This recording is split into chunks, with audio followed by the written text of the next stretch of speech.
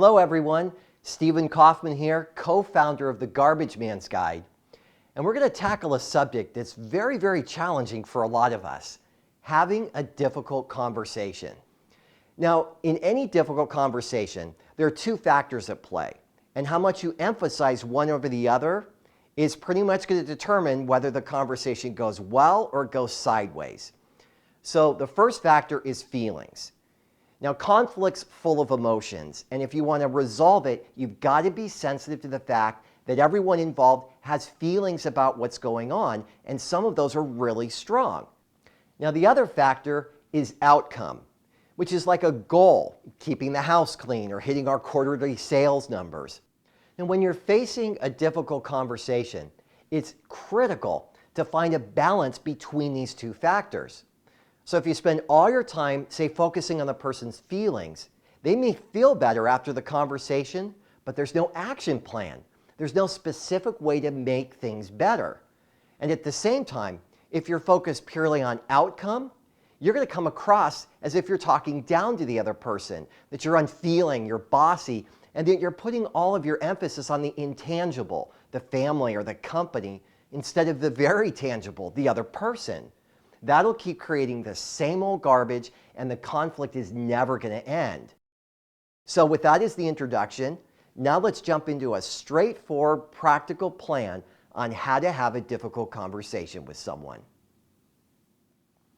Now you begin with a step we call detach. Now, plain and simple, that means looking at the conversation and the entire situation surrounding it as objectively as possible.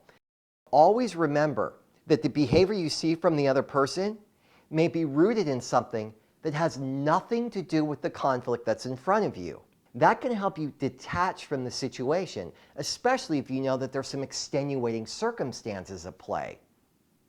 Now, the second way to detach is to watch out for excuses. Now you need to talk about the bigger picture and how their behavior fits into it.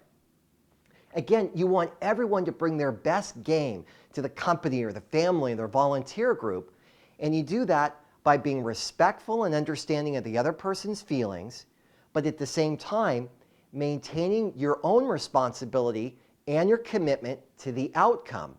When you learn to balance these two, you can start to create the distance you need, detach, and then keep your focus on the issue and finding a resolution to it. Now, the next step in having a difficult conversation is called diffuse. Now, the goal here is to remove as much energy and emotion from the conversation as you can. Now, if your tone is sincere and genuine, that may be all the other person needs to hear, that someone understands and acknowledges that they're ticked off right now. And when you do that, the tension level starts to drop. You start creating an environment where you can actually have a real substantive conversation. Another way to diffuse the situation is to bring in accountability. And what I mean by that is have all the parties take more responsibility for their actions and their decisions. It means standing behind what we do and what we say, holding ourselves to a certain standard and knowing that there's consequences if we don't meet that standard.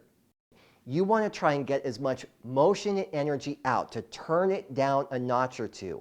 And a great way to do that is to bring in accountability for everyone. Now, step 3 in having a difficult conversation is called dissect. And it's actually built around a very basic concept. Don't reach for a solution until you first understand the problem. So as you're preparing for this difficult conversation, ask lots of questions. What's really going on here? What are the issues and events that actually led to this point? Why are things so rocky? And as you start to learn what actually may be going on here, the real solution to solving the problem will start to boil up. That's when you can start thinking about an action plan, as long as you're sure you have all the facts. So remember, take the time to dissect the problem, because in the long run, you're going to be really, really happy that you did. Now, step 4 is called drill. Now, this is where you're going to actually practice the conversation before you have it. Now, I know that may sound a little odd to you, But it's really no different than an athlete who's practicing for a competition or a mechanic who's practicing a certain kind of repair. The more you rehearse it, the easier it is to actually do it. So how do you practice a difficult conversation? First, grab a friend or a trusted colleague, someone you know gives you good, honest feedback. Have them play the role of the other person that you're having a conflict with. And then start using some of the techniques that you've learned so far. That is when you then want them to start throwing you one curveball after another. In other words, have them start throwing some garbage right into the middle of the conversation. Just think of drilling as like an extra layer of preparation. If you need it, it's there, especially if you're facing a tough conversation.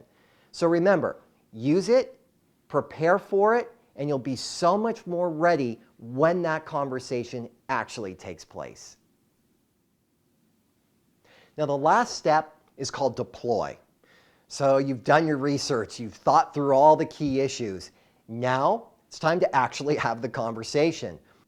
Remember that the conversation is never going to go like how you practiced it. I mean, just given the nature of tough talks, there's always going to be some element of unpredictability. So don't worry if you can't stick to your mental script that you prepared. Just think about the tools we've talked about and trust that you're going to be able to respond to whatever comes up, no matter what direction the conversation moves in. And as you're working towards that solution, ask, how can we avoid this from happening again? Because if this is a person you've had run-ins with in the past, there might be a pattern between the two of you where you keep bringing old garbage into your interactions. Remember, you don't just want to get through the conversation. You really want to arrive at some amicable resolution that solves the conflict now and in the future. And compromise is a great way to achieve that goal. So there you have it. Having a difficult conversation. Detach, diffuse, dissect, drill, and deploy. So by getting rid of the garbage, you can actually turn a tough conversation into a productive, useful talk and help put the problem in the rearview mirror where it belongs.